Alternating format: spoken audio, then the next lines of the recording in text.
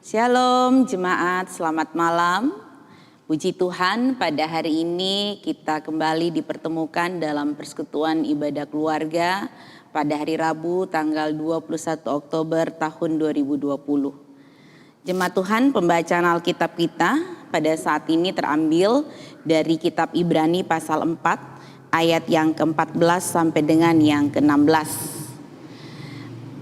Jemaat yang diberkati Tuhan, dalam perjanjian lama, seorang imam adalah orang yang dikhususkan oleh Tuhan untuk melayani manusia datang kepada Allah.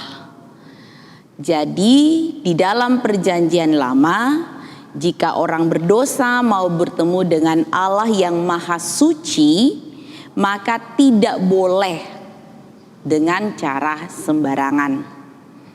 Ada titik temu, yaitu melalui imam. Bapak Abraham sendiri mengakui dengan jelas bagaimana Melkisedek itu adalah imam. Dalam bangsa Israel, imam berasal dari suku Lewi.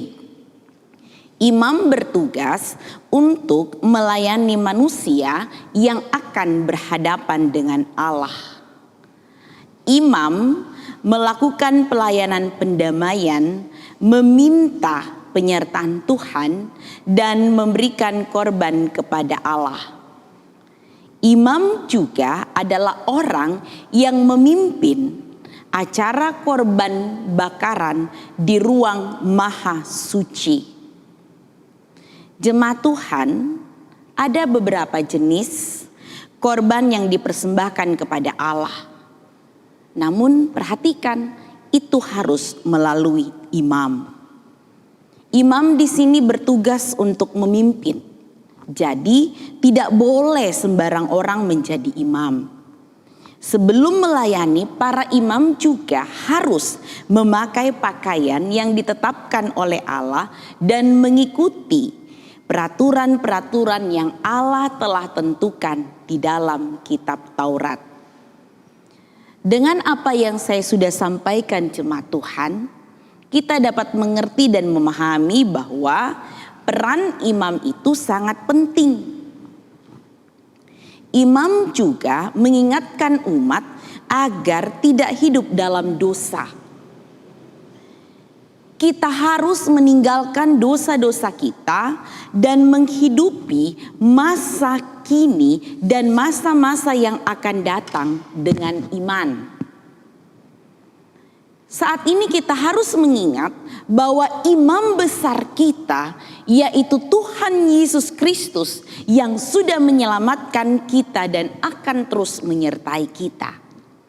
Dalam pembacaan dalam Ibrani pasal 4 ayat 14 sampai dengan 16, kita dapat memahami di situ firman Tuhan mengatakan, karena kita sekarang mempunyai imam besar agung yang telah melintasi semua langit, yaitu Yesus anak Allah, baiklah kita teguh berpegang pada pengakuan iman kita, sebab imam besar yang kita punya bukanlah imam besar yang tidak dapat turut merasakan kelemahan-kelemahan kita.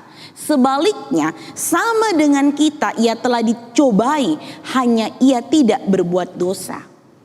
Ajakannya adalah, sebab itu marilah kita dengan penuh keberanian menghampiri tahta kasih karunia, supaya kita menerima rahmat dan juga menemukan kasih karunia untuk mendapatkan pertolongan pada waktunya.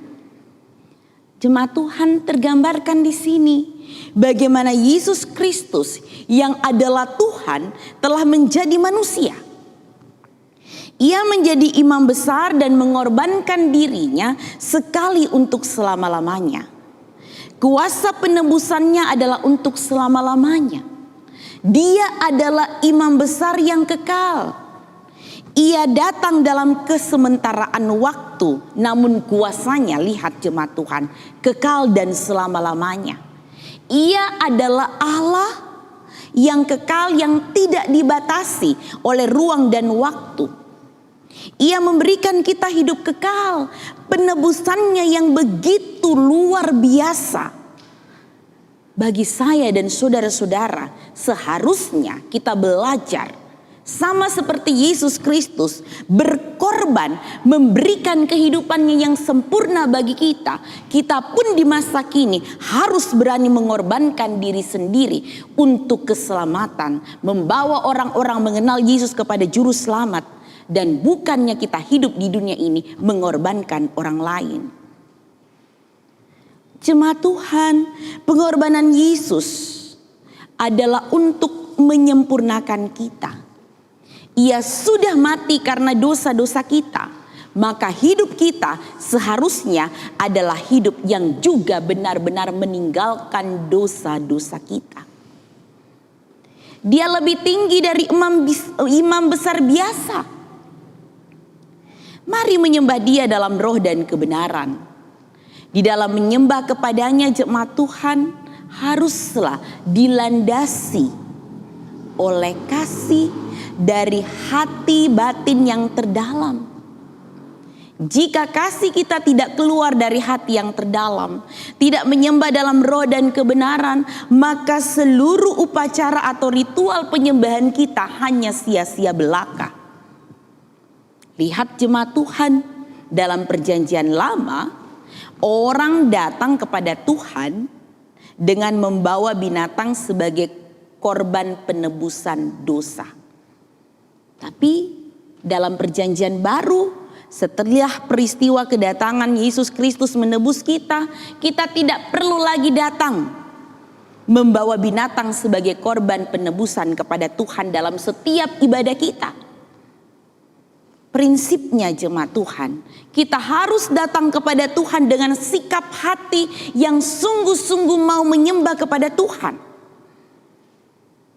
Allah tidak menginginkan dan tidak menghendaki ibadah-ibadah kita yang penuh dengan kemunafikan.